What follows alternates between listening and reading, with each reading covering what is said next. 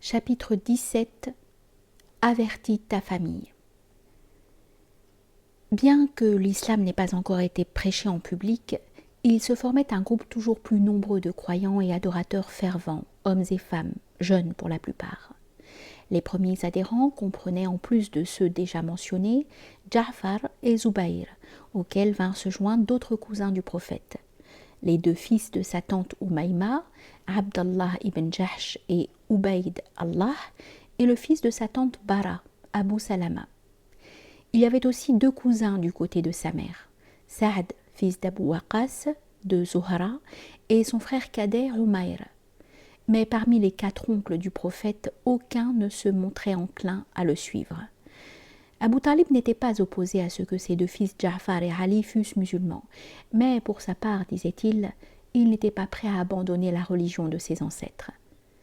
Abbas était évasif, tandis que Hamza ne semblait pas saisir l'urgence de la situation, même si l'un et l'autre ne manquaient pas une occasion d'assurer Mohammed de l'indéfectible affection qu'il portait à sa personne.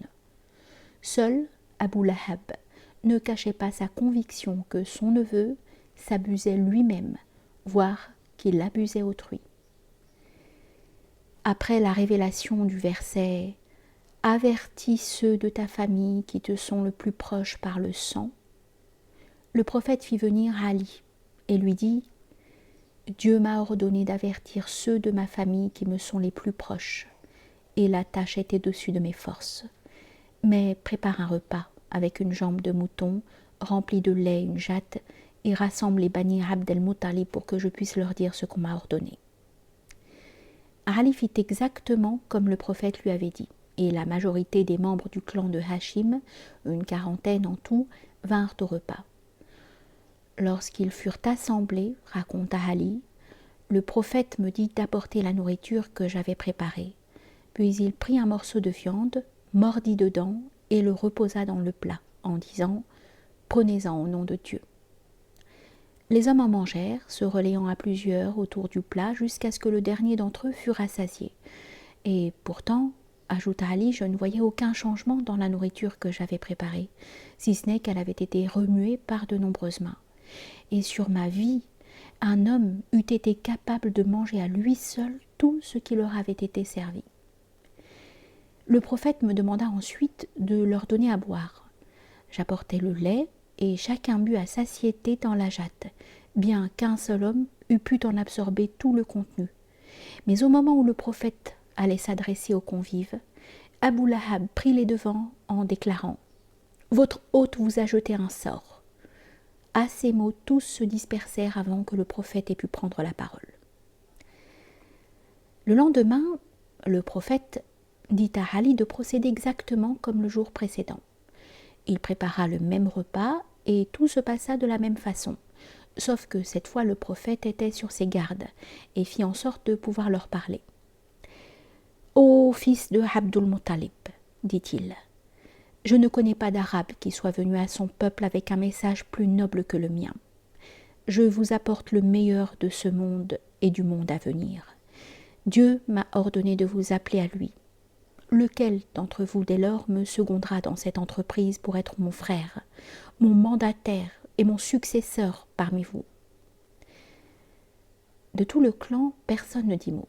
Ja'far et Zaïd auraient pu répondre tous les deux, mais ils savaient que leur islam n'était pas en cause et que le but de cette union était de rallier d'autres qu'eux. Cependant, comme personne ne rompait le silence, ce fut Ali qui, avec l'impétuosité de ses 13 ans, s'écria « Ô prophète de Dieu, moi je te seconderai. » Le prophète lui posa la main sur la nuque et dit « Voici mon frère, mon mandataire et mon successeur parmi vous. Écoutez-le et obéissez-lui. » Les hommes se relevèrent et, en riant, dirent à Abu Talib « Il t'a ordonné d'écouter ton fils et de lui obéir. »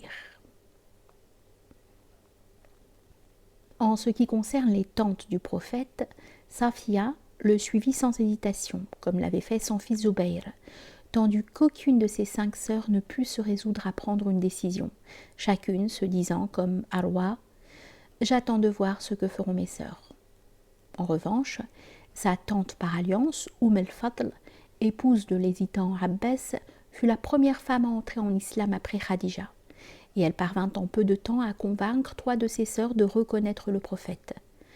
Maïmouna, sa sœur germaine, et ses 2 demi-sœurs, Salma et Asma.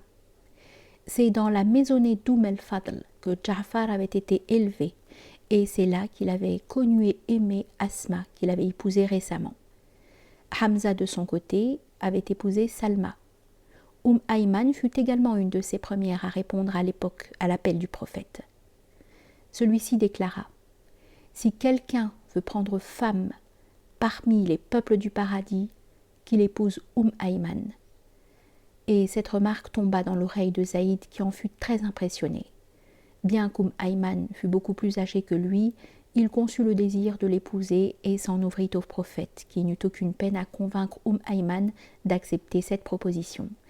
Elle donna à Zaïd un fils qu'ils appelèrent Oussama et qui fut élevé comme un petit-fils du prophète, lequel lui portait une tendre affection.